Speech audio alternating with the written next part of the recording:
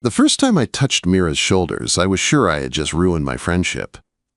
It was after closing time at Nate's bookstore, when the street outside went quiet and the rain started tapping the windows like it was trying to get in.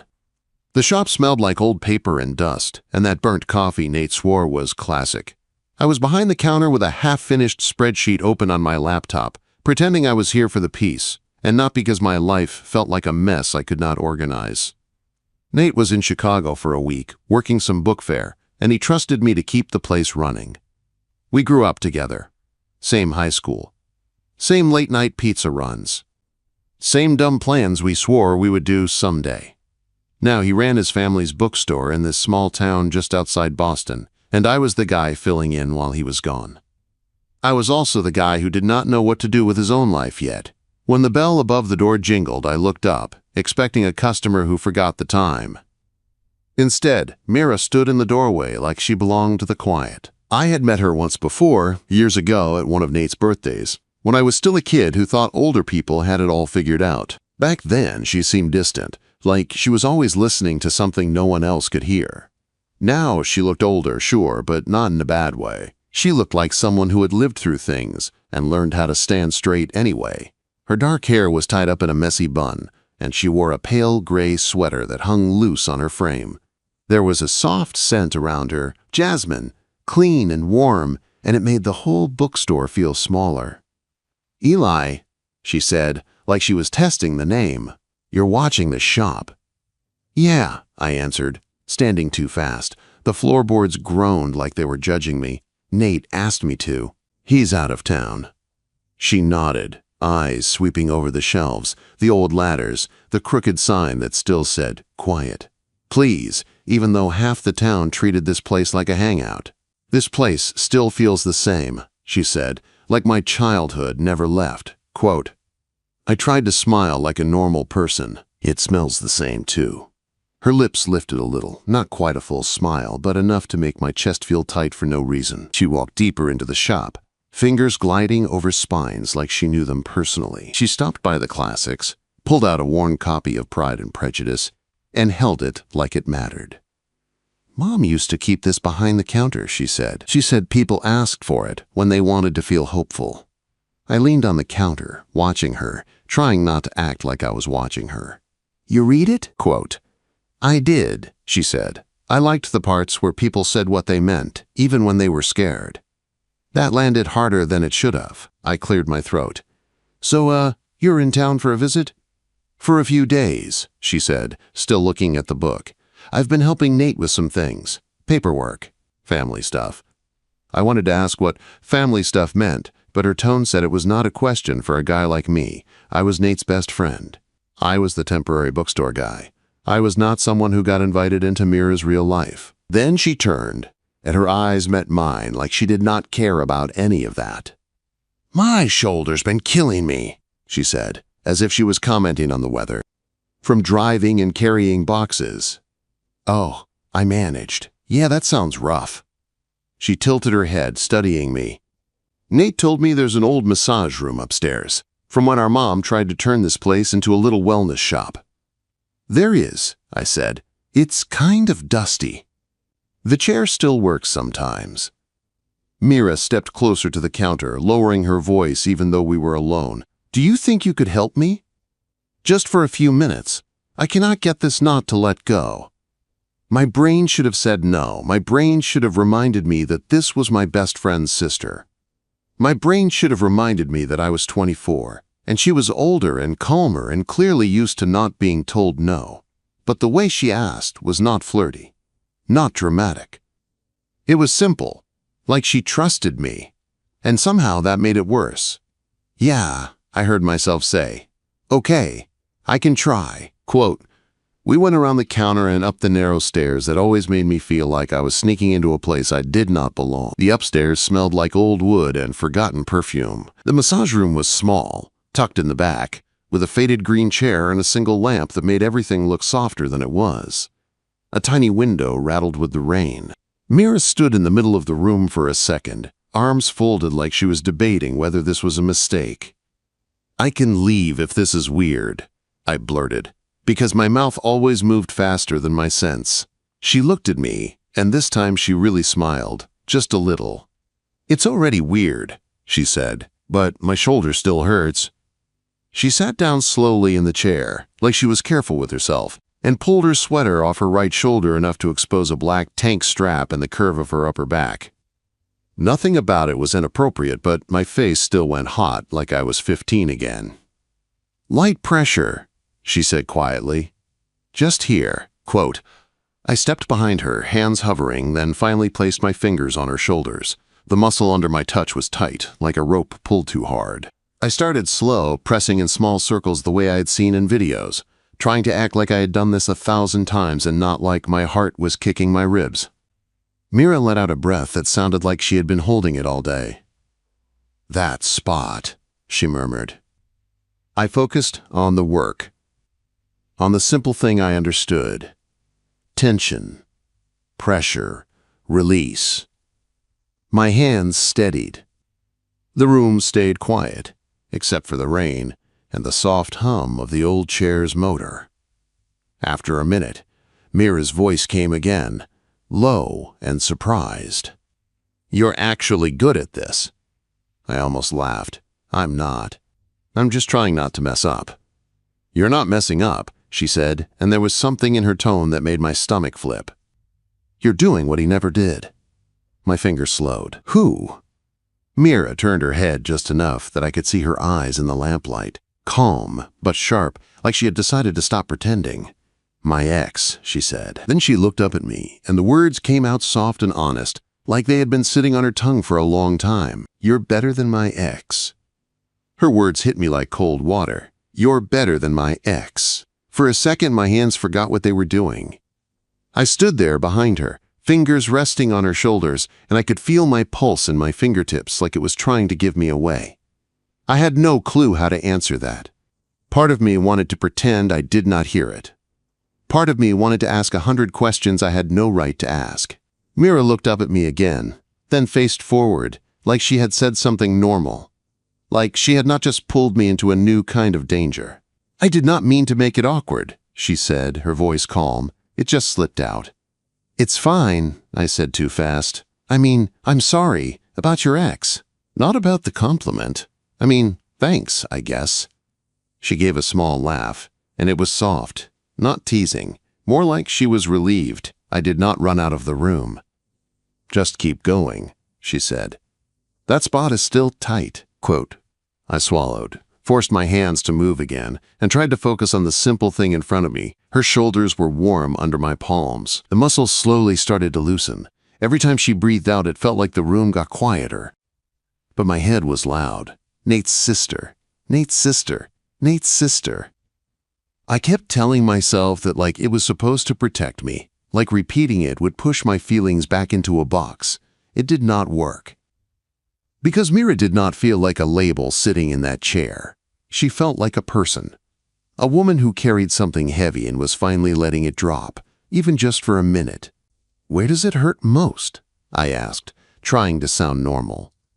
"Right between my neck and shoulder," she said. "Like a rock that never moves." I pressed gently, and she made a quiet sound that was half relief and half something else. I pretended I did not notice the way it made my chest tighten. "You do this kind of thing for work?" she asked. "No," I said. "I'm a coder, mostly. Freelance stuff." "Still?" she asked. "Nate said you were doing that back in college." Quote. "Yeah," I said. "I fix bugs, build small things. Nothing glamorous." Mira's head tilted slightly. "You do not talk about it like you like it." I shrugged, even though she could not see me. "It pays the bills." "That is not the same as liking it," she said. I did not answer right away. Because she was right, and I hated that she could tell so quickly. "What do you like?" she asked. I hesitated. My hands kept moving because stopping felt too intimate. "I used to write," I admitted. "Short stories, dumb stuff. I keep saying I'll get back to it." Mira was quiet for a moment. Then she said, "You should." I laughed under my breath. "You do not even know if I'm good." "I know the way you talk," she said. "You notice things. People who notice things can write." That made my throat tight in a way I was not ready for. No one had said anything like that to me in a long time. Most people only asked if I could fix their Wi-Fi or their laptop. "You paint, right?" I asked, because I needed to move the attention away from me. Mira's shoulders stiffened under my hands, just a little. It was small, but I felt it. "I used to," she said. The way she said "used to" sounded like a door closing. I slowed my hands. "Sorry. I should not pry." "You're not prying," she said. "It's just complicated." The rain tapped harder against the window. The old chair hummed. The lamp made her hair shine where it escaped the bun. I wanted to ask what happened. I wanted to ask why her voice sounded like it had been trained not to shake. But I could not. Not yet. So I did what I always do when I do not know how to help. I stayed quiet and let my hands do the talking. After a few minutes, Mira let out a long breath. "Okay," she said, "it's easing up." I pulled my hands away like I had touched a hot stove, then immediately felt stupid for doing it so fast. "Better?" I asked. She rolled her shoulders slowly. "Yeah, a lot better." She stood, tugged her sweater back into place, and turned toward me. Up close, her eyes looked tired in a way that did not match her calm voice, like she had learned how to hide the hard parts. "Thank you," she said. "You're welcome," I said. "Anytime." Quote. The word "anytime" slipped out too easily, like I wanted it to be true. Mira's gaze held mine for a beat longer than normal, and I felt something sharp inside me. Not fear exactly. More like realization that I wanted her to come back. Then she looked away first, clearing her throat. "We should go downstairs," she said. "I do not want Nate thinking you kidnapped me into some weird room." "Yeah," I said, forcing a laugh. He'd probably call the police and then apologize after. We walked down the stairs, and the bookstore felt different now. The same old shelves, the same smell, but the air between us had changed. Like we had stepped into a secret space and brought some of it back with us. At the bottom, Mira paused near the counter. "You're closing soon, right?" she asked. "Yeah," I said. I was about to lock up. She nodded slowly, like she was deciding something. "I can help you." "You don't have to," I said. "I know," she replied. "I want to." So we stayed. We moved around the shop together, straightening stacks, putting books back where they belonged. It was simple work, but it felt like something else, like we were pretending this was normal so we did not have to talk about what happened upstairs. Every so often, our hands brushed when we reached for the same book. Each time, my whole body reacted like I was the one with the sore shoulder. When the last customer left, the bell jingled and the quiet came back. I flipped the sign to closed and locked the door. Mira stood near the front window, watching the rain streak the glass. "I should go," she said, but she did not move. "Yeah," I said, but I did not move either. She turned and looked at me, her expression soft but serious. "Eli, Nate doesn't know about my divorce details. He thinks it was just two people who grew apart." I frowned. "It wasn't." Mira's jaw tightened. "No." I took a step closer before I could stop myself. "What happened?" Her eyes searched mine, like she was checking if I could handle the truth. Then she said, very quietly, "He made me feel small, like I was lucky he even picked me." My stomach turned. I did not know the guy, but suddenly I hated him. Mira looked down at her hands, then back up. "That's why what you did upstairs mattered," she said. "You did not take. You just helped." My mouth went dry. "Mira, I did not finish, because her phone buzzed. She glanced at the screen and her face changed. Not scared exactly, more like guarded. "It's Nate," she said. My heart thumped hard. "Is he back?" "He's still in Chicago," she said, staring at the message. "But he just texted me." She looked up at me, and the tension in her eyes made my skin go cold. "He says he's coming home early." Nate coming home early felt like someone had turned the lights on in a room we were not supposed to be in. Mira stared at her phone, like it might change the words if she looked hard enough. I stood there behind the counter, hands still, listening to the rain and the old radiator hum. and I swear I could hear my own heartbeat bouncing off the shelves. "How early?" I asked. Mira swallowed. "Tomorrow." My stomach dropped. Tomorrow was not enough time for anything. Not enough time to pretend this never happened. Not enough time to figure out what we were doing. Not enough time to stop wanting her the way I already did. Mira slid her phone into her coat pocket and forced a calm breath. "He said the fair ended early. He wants to open the shop himself again." "Okay," I said, like I knew how to handle this. Like I was not one bad decision away from losing my best friend. Mira's eyes met mine. There was fear in them, but there was something else too. A stubborn kind of bravery. The same quiet strength she carried when she walked into the bookstore like she owned the air. "We should keep this simple," she said. I nodded, even though simple felt impossible. "Yeah, simple." She picked up her scarf from the chair and wrapped it around her neck, then moved toward the door. She stopped with her hand on the knob. "Eli," she said softly. "Yeah?" She looked at me like she was trying to memorize my face. Tonight mattered to me. My throat tightened. It mattered to me too. She held my gaze for a beat longer, then opened the door. The bell jingled, and cold air rushed in with the rain. Before she stepped out, she turned back. "I'll see you tomorrow," she said. It was not a question. It was a promise. When the door shut, the shop felt empty in a way it never had. I locked up, turned off the lights, and walked home through wet streets that smelled like damp leaves and coffee from the cafe down the block. In my apartment, I tried to work, tried to focus on code, but my mind kept going back to her shoulders under my hands, her voice saying I mattered, the way she looked at me like I was something steady in a world that had not been kind to her. And now Nate was coming home. I barely slept. The next morning, I opened the bookstore early. I told myself it was because I wanted to get everything perfect for Nate's return.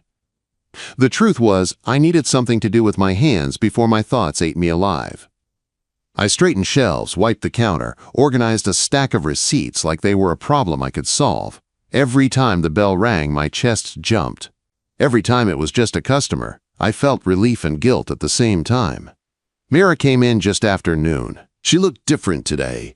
Same gray sweater, same messy bun, but her face was set like she had made a decision. She walked straight to the counter and placed a paper cup of coffee in front of me.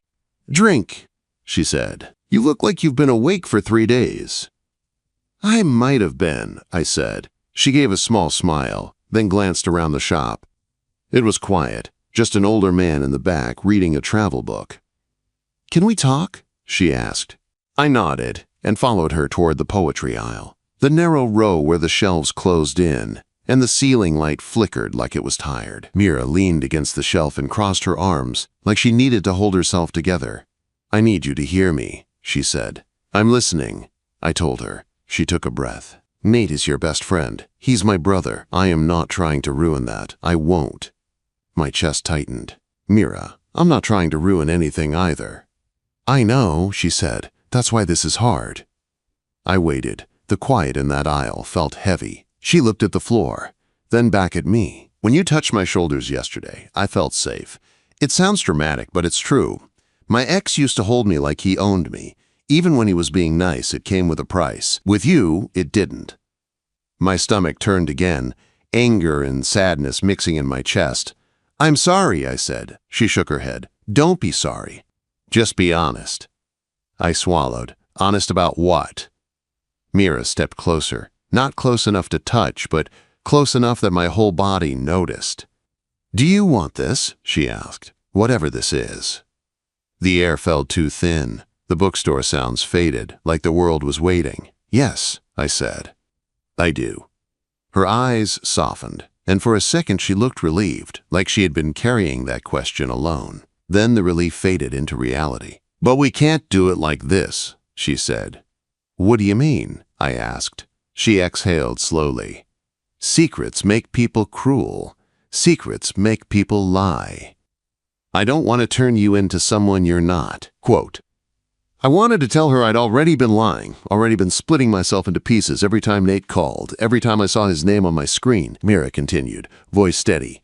"Nate comes back tonight. We act normal. We do not do anything stupid. We do not give him a reason to suspect anything." I nodded. "Okay. And after that, she said, her voice dropping. We decide what we are doing. My heart thumped. Together? She held my gaze. Together. We went back to the counter like nothing happened. Mira helped me ring up customers. She laughed at a little kid asking where the dinosaur books were. She looked like the kind older sister Nate always described. Calm, responsible, unbreakable. But every time she passed me a book, every time her fingers brushed mine, it felt like a question that still needed an answer. Around 5, Nate called me. I stared at the screen like it might bite. Mira saw my face and went still. I answered, "Hey." "Eli," Nate said, loud and cheerful, like always. "You still alive in there?" "Yeah," I said. "Shop's fine." "Good," he said. "I'm about an hour out. Traffic's not bad. I'm starving." "Want me to grab pizza?" I asked, trying to sound normal. "Dude, yes," he said. "Also, guess who I ran into at the airport?" My pulse jumped. "Who?"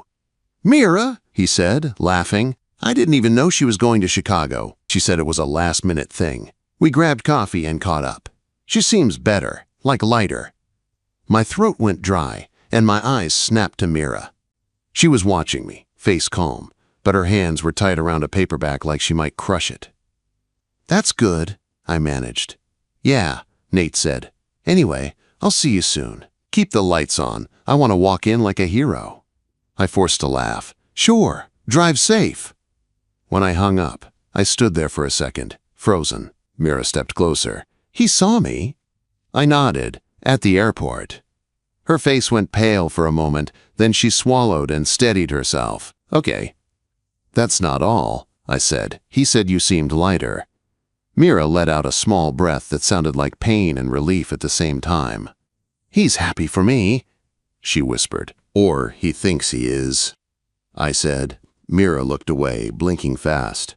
"We can do this," she said, like she was convincing herself. The bell jingled then, and Nate walked in. He was carrying a duffel bag and wearing that same grin he'd worn since we were 16. He dropped the bag and spread his arms wide. "My bookstore," he announced, still standing. I stepped out from behind the counter and hugged him, and guilt punched me so hard I nearly lost my breath. Mira stood a few feet away, hands folded, looking like the sister he knew. "Hey, big brother," she said. Nate turned and hugged her too, and for a second I watched them, trying to remember what normal felt like. Nate pulled back and looked between us, still smiling. "You two look like you've been working hard," he said. "I appreciate it." Then his eyes landed on me, and something in his expression shifted, not anger, not suspicion exactly, more like curiosity. He pointed at my hands. "Why are your fingers red?" I glanced down. My fingers were still a little raw from the cold, from wiping and organizing all morning. "Cleaning," I said quickly. "Dust gets everywhere."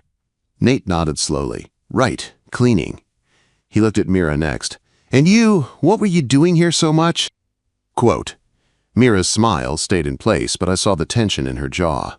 "I was just checking on things," she said. "Making sure Eli wasn't letting you turn this place into a disaster." Nate laughed, but his eyes stayed on her half a beat too long. "Yeah," he said. "Good." He picked up a book off the nearest shelf, flipped it open, and then looked at me again. "Hey," he said, casual, like it meant nothing. "You want to grab a beer later? Just you and me?" My stomach tightened. "Sure," I said, trying not to show it. "Yeah." Nate smiled again, but it did not reach his eyes this time. "Cool," he said. "We'll talk." And as he turned toward the back room, Mira's gaze met mine over the counter. Her eyes said the same thing my chest already knew. Nate was not asking for a beer. Nate was asking for the truth. Nate didn't wait long. He locked up the bookstore like it was any normal night, flipped the sign to closed, and told Mira he'd be back in an hour. She nodded like she believed him, like she didn't hear the sharp edge under his calm. I followed him down the street to a small bar near the river, the kind with sticky tables and old Red Sox posters on the walls. The air smelled like fried food and spilled beer. Nate picked a booth in the back where the lights were dim and nobody paid attention. He didn't order right away. He just stared at me like he was trying to solve a puzzle he didn't want to solve. "You've been weird," he said. "I've been tired. I tried." Eli, he said, and my name sounded heavier in his mouth than it ever had. I know you. I know when you're hiding something. My throat went dry. I kept my hands under the table, because I knew if he saw them shaking, it would be over. Nate leaned back. So, I'm going to ask you once. Is this about Mira? The room felt like it tilted. I could have lied. I could have played dumb. I could have tried to protect him and protect myself and protect whatever this was. But the truth was already sitting between us. It had been sitting there since the first time her hand brushed mine in the bookstore. Yes, I said. Nate blinked like I'd slapped him. Yes, what? Yes, I repeated, voice quieter. It's about Mira. He stared at me for a long time. Then he let out a short laugh, but it didn't sound like humor. It sounded like shock. You're my best friend, he said, and she's my sister. I know, I whispered. How long? He asked, and his voice wasn't loud, but it was sharp. It hasn't been long, I said, and it wasn't planned. Nate shook his head, jaw tight. That does not answer the question.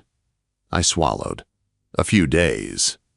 He pressed his tongue to the inside of his cheek like he was holding back words he didn't want to say. And what? He asked. You think you're going to date my sister behind my back like this is some stupid secret? That's not what I wanted, I said fast. I didn't want to hide it. I didn't want to lie to you. It just happened, and then you were gone, and I didn't know what to do. Nate's eyes flashed. So you did nothing. You just kept doing it. My chest hurt. I didn't want to hurt you. You did, he said. You already did. The waitress came by and asked if we wanted drinks. Nate waved her off without even looking. When she left, the silence came back worse. I took a breath. Nate, listen. I'm not using her. I'm not messing around. She's not some game. She's Mira. Nate's face changed at that, like hearing her name, and my voice made it real in a way he couldn't ignore. He leaned forward. You know what she's been through? Yes, I said. She told me what she wanted to tell me. Nate's eyes narrowed. And you think you're the guy who fixes that? No, I said, shaking my head. I'm not trying to fix her. I'm there. Nate stared at me again, and now his anger looked tired, like it had roots. You were supposed to be safe, he said quietly. That hit me the hardest. Because it was true. I had always been the safe one, the guy who kept things steady, the guy who didn't cross lines. I'm sorry, I said, and my voice cracked. I didn't mean for this to happen, but it did. Nate's jaw worked. He looked away toward the window, where the river lights blurred in the glass. You know what I'm thinking, he said. I'm thinking she's lonely and you're young and you're close and she's going to get hurt again. My heart slammed against my ribs. I won't. Nate laughed again, bitter. You can't promise that. I swallowed hard. I can promise I won't do it on purpose. And I can promise I'll be honest from here on out. Nate turned back to me, eyes hard. So what now? I took a breath that felt like it scraped my lungs. Now we tell her we're not doing this in secret anymore. You deserve better than that. She deserves better than that, too. Nate stared at me like he didn't expect me to say that. Then his phone buzzed. He glanced down. His face tightened. It's her, he said. My stomach dropped. Mira? He stood up like he couldn't sit anymore. Yeah, she wants to know where we are. I stood too. Let's go back, quote. Nate looked at me for a second, then nodded once like he had no better option. We walked back fast, the cold air biting my cheeks. When we pushed open the bookstore door, the bell jingled like it always did, innocent and cheerful, like nothing was wrong. Mira was behind the counter, arms folded, eyes moving between us. She didn't look scared. She looked ready. You told him, she said. It wasn't a question. I nodded. Yeah. Nate stepped forward. Why? He asked, and his voice cracked on the word. Why him? Mira flinched, just a little. Then she took a breath. Because he saw me, she said. Because he didn't treat me like I was broken. Because he didn't ask for anything from me except honesty. Nate shook his head. He's my friend. I know, she said softly. That's part of why I fought it, but I'm tired of living my life around what other people can handle. The way she said it made my throat tighten. It wasn't just about Nate, it was about her ex. About being invisible. About being told what she should want. Nate looked at me. "Did you touch her?" he asked, blunt and raw. Mira's face went still. I swallowed. I gave her a massage. That's how it started. Nate's eyes widened like he hated the image. "Jesus!" Mira stepped out from behind the counter. "Don't do that," she said. "Don't make it dirty," I asked. He didn't force anything. Nate dragged a hand down his face like he was trying to wake up from a bad dream. "This is insane," he muttered. "It's not insane," Mira said. "It's just inconvenient for you." Nate snapped his head up. "Inconvenient. That's what you call it." Mira's voice softened. "Nate, I love you. You're my brother. You've always tried to protect me, but I'm not 15. I'm not your responsibility." Nate's shoulders sagged like the fight drained out of him all at once. He looked at me. "Are you in love with her?" he asked. My heart hammered. I wasn't ready for that word. It felt too big, too final, but I couldn't lie now. Not after everything. "I don't know if it's love yet," I admitted, "but I know I care about her. A lot. And I know I don't want to play with her life." Quote. Mira's eyes softened at that. She stepped closer to me, close enough that I could feel the warmth coming off her. Nate watched it happen, and his face twisted like it hurt. "You two think this can just work?" he said. Mira shook her head. "No, I think it will be hard. I think you'll be angry. I think people will talk if they find out. I think we'll mess up sometimes." She looked at me then, and it felt like she was asking me to stand with her in daylight, not just in quiet rooms. "But I also think I deserve to feel something good," she said. The shop was silent except for the radiator and the soft creak of the building settling. Nate stared at the floor, breathing hard. Then he looked up, eyes wet in a way I had never seen.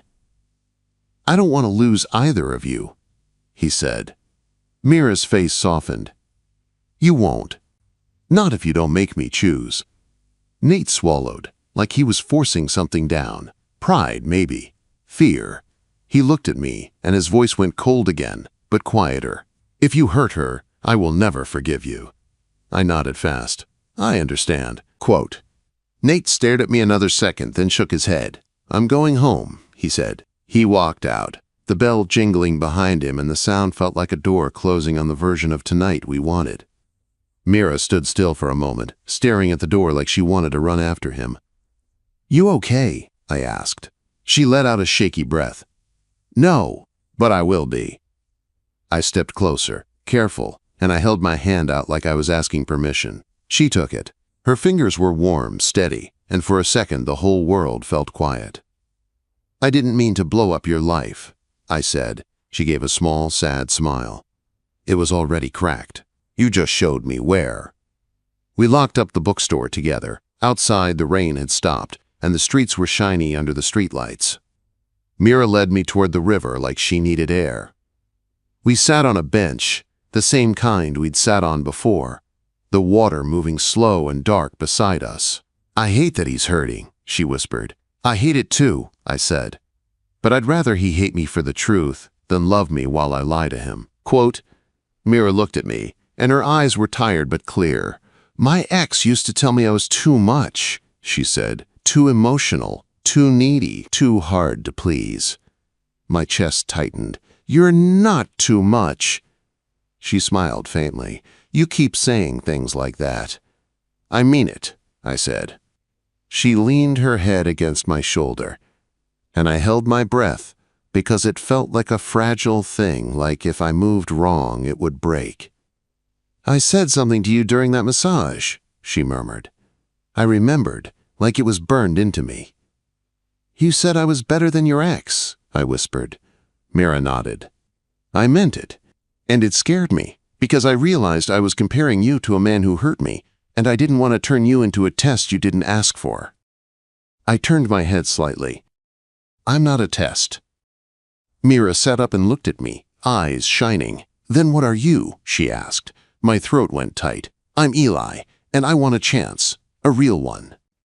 In daylight, even if it's messy." Mira's breath caught. She studied my face like she was taking a picture in her mind. Then she nodded once, slow. "Okay," she said. "A chance."